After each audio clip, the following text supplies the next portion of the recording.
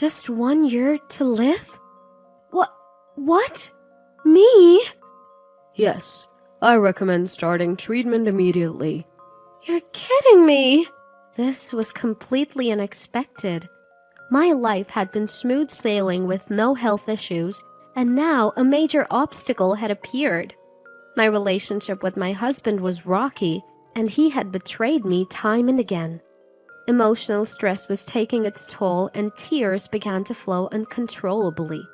Was I going to face the end alone, without even the comfort of my husband beside me? Then, 6 months after accepting this harsh reality, a glimmer of hope appeared in my life of despair. My name is Sarah.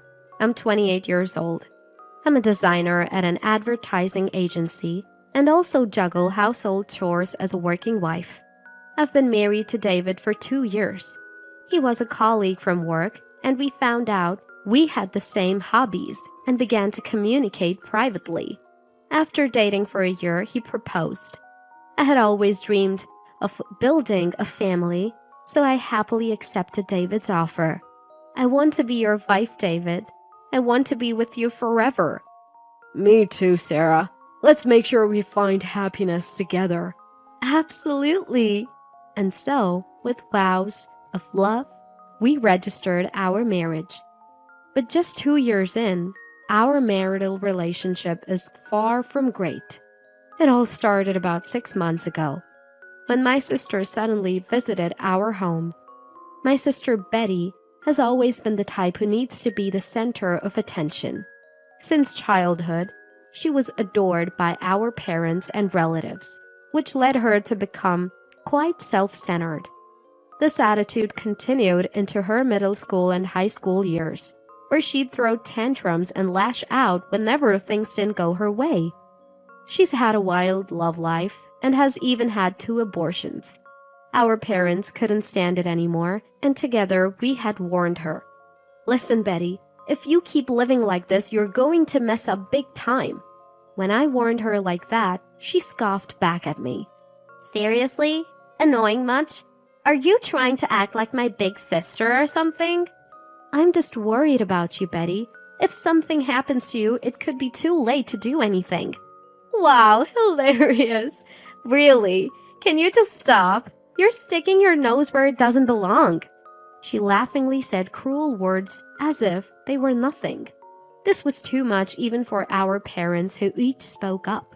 Hey, Betty, what kind of attitude is that? Exactly. Sarah really cares about you. What? I didn't ask for anyone's concern. Betty, how can you say that? If something happens to you, it'll be too late. Please, just take better care of yourself. Enough. It's my life. I don't need your directions, so shut up. How dare you speak to your parents like that? That's awful. Why would you say something like that? The argument continued, and Betty eventually stormed out of the house. She probably hopped from one guy's place to another. I never saw her again until after I had moved out and married David. Our reunion took place in the apartment where David and I lived. She showed up unannounced about a year after we got married. It's been a while, big sis. Betty, why are you here? Just let me in. It's raining outside. No way, David is here. What? I have nowhere else to go. Just let me stay for a bit. She forced her way in and made herself comfortable in the living room. David came out of the bathroom and was startled. Who's this? Sorry, David, this is Betty, my sister. Your sister? The one who left home? She showed up saying she has nowhere to go. Can we let her stay just for tonight? Why just one night? She can stay as long as she needs to. It's cold out there, you know.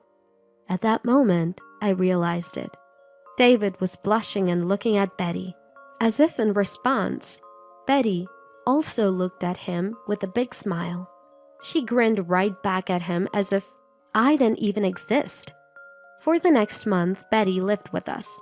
She ate our food and used our stuff as if it was hers. She started asking me for money since she's jobless. When I refused, she went to David. Hey, David, can I borrow some money? Here you go. Consider it your allowance. Really? Are you sure? Well, you're kinda like my sister too. Feel free to ask if you need anything. Thank you. I love you, David. Right in front of me, Betty hugged David. She glanced at me with a smirk, as if she had won. I couldn't take it anymore. I rented a monthly apartment and essentially kicked Betty out. David blamed me, and Betty called me all kinds of names, but I couldn't care less. If I didn't do something, the worst could happen. I had to act before it was too late. My intuition was sounding an alarm. Deep down, I knew I had made the right choice. Although I managed to kick my sister out, my relationship with my husband worsened. Recently, we barely spoke to each other, and we had almost no quality time as a couple. Is this strained married life going to continue? That's when an unthinkable, cruel twist hit me. 1 year to live? Are you saying I only have a year? Yes, I recommend starting treatment immediately. You're kidding! There are treatment options. It's best to consult with your family as soon as possible. Okay. I went to the hospital because I was feeling off lately, and that's when they found advanced cancer. They said if I don't get treatment now, I have only a year to live. This can be real, right? I've always been healthy. How could this happen to me? I immediately called my husband to share this news. After multiple calls, he answered, clearly annoyed. What is it? Hey, you're done with work, right? We need to talk. Can you come home? Nah, I can't. Working late today. Again? Please, it's really important. Quit nagging. I told you I can't. What's so important? I've been diagnosed with cancer. They said I only have a year to live. What? Only a year? At this point, his tone changed, almost as if he was shocked by the 1 year part. Was he worried? That thought disappeared in an instant. He burst into laughter and said something unbelievable. Come on, you're joking, right? How unlucky can you be to get a 1 year diagnosis? What? David, why are you laughing? Do you know how I feel right now? Well, it's just unfortunate, isn't it? Diagnosed with cancer before you're even 30. Must have done something bad in your past life. What? Who am I talking to? Is this the man I fell in love with? The David who always told me he loved me. It felt like I was talking to a stranger. Someone entirely different from the man I once knew. Worse, he seemed to find humor in my life-threatening situation. A few hours later, my phone rang. It was a call from my sister Betty. Hello, I said wearily. Hey sis, I heard you've got cancer and only got a year to live? What? How do you know about this? Why? I was just eavesdropping while you were on the phone with David. Why? I was listening right next to David when he talked to you on the phone, you know? What? Why are you with David? Deep down, I already knew the answer. But I couldn't bear to accept that my sister had taken my husband. Reality was far more brutal than I could have imagined. Did you not realize it, sis? I've been dating David ever since you kicked me out of the house. Since then? Really? Actually, even when we were living together, we've been together in the bedroom when you were not home. Stop it! That's too much! How could you? This is hilarious. I've always wanted to get back at you. I was super annoyed when you and our parents lectured me. And you think that justifies this? Hey, it's not my fault, okay? If someone cheats, it's the fault of the one who gets cheated on. Same goes for getting sick. I hung up the phone immediately, my breaths growing heavy. I couldn't continue talking to her. I would lose it. I quickly opened my husband's laptop to look for evidence of his affair. And there it was. Conversation and pictures with my sister, without even the slightest effort to hide it. Let's get married soon. We'll manage the divorce. They planned as if I was just an obstacle. And that was the moment. The love I had been desperately clinging to towards my husband vanished. What had I been so afraid of? There's no happiness in living with a man who would so easily trample on someone's feelings. My priority now isn't dealing with them. I need to focus on my treatment. Revenge can come later. However, since we found evidence of cheating, there is no reason not to divorce. I transferred evidence from my husband's computer to my phone and visited a law firm the next day. I initiated divorce proceedings and a compensation claim and started treatments in the hospital. When I brought up the divorce, my husband coldly responded, Divorce? Perfect.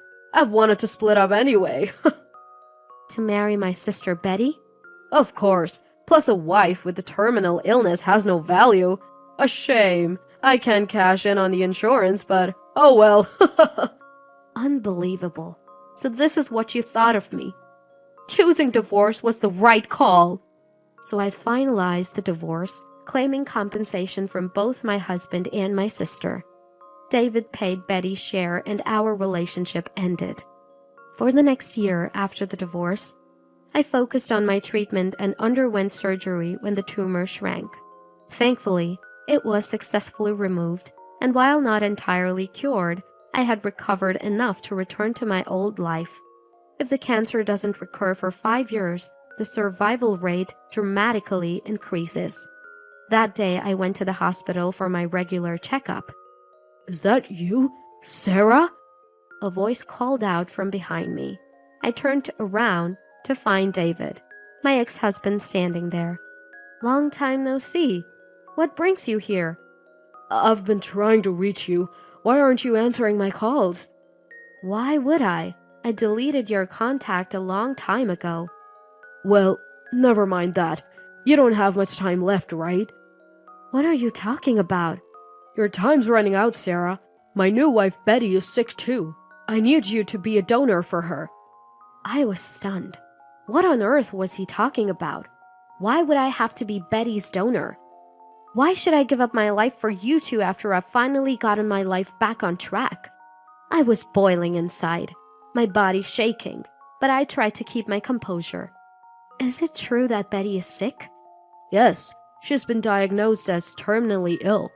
They won't tell us much, but there's something wrong with her organs. It's some kind of tumor. A tumor? Yes, it's like a hard lump. She needs a donor because of the problem with her organs. A random donor could cause rejection, so you're the best candidate. Why should it be me? Are you kidding? You don't have much time left, Sarah. I've even compensated you, so at least do something useful for us. He looked distressed, his voice raised in anger. I couldn't help but burst into laughter. You really have no idea, do you? What are you talking about? My cancer is almost completely cured. He looked stunned.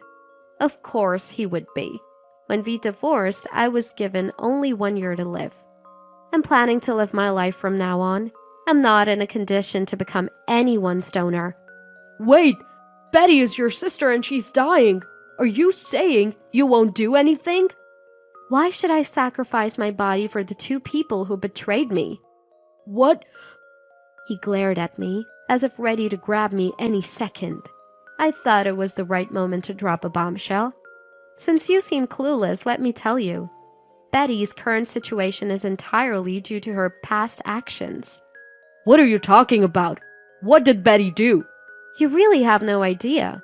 She's been involved with dozens of men and has had multiple abortions because of it. That's why she got sick and had to go to the hospital multiple times. Wait, are you talking about STDs? I took her to the hospital back then, but I assume you ignored her health issues afterward. That's probably why she's in this situation now. So, unfortunate for you both. Betty was that kind of lowlife? Really? You might see her as your cute sister-in-law and the woman you remarried, but she's always been that way. I bet she's still seeing other men behind your back. He visibly broke down, grabbing his head and collapsing on the spot. In a quiet voice, he muttered, "Help me." I showed no mercy. Help me? You have the nerve to ask that of me? Have you forgotten what you've done? You cheated on me, betrayed me, and abandoned your wife after her terminal diagnosis. Do you understand how cruel that is? "I'm sorry. I apologize. Please forgive me." Forgive you? No way. Both you and Betty are responsible for your actions. You both look down on people and only care about your own desires. That's why this is happening. I won't help either of you. Serves you right. I turned away from his tearful face and left the hospital. Finally, I had my revenge. Later, I heard Betty lost all sensation in her limbs and now was bedridden, unable to move freely. Failing to find a doctor, she's going through cycles of hospital stays and the prognosis is grim. David had to switch to part-time work to take care of Betty, and recently, his unexcused absences have been piling up. He's losing face at work, and I hear his job is on the line. Having paid me the settlement, he's broke and working multiple part-time jobs at night. He's also falling apart. Karma's a bitch. He got what he deserved. As for me, I recently returned to the job I had taken leave from for my treatment. I now rent a slightly upscale apartment near work and enjoy a good life. When I was diagnosed as terminally ill and discovered the affair, I had given up on life completely.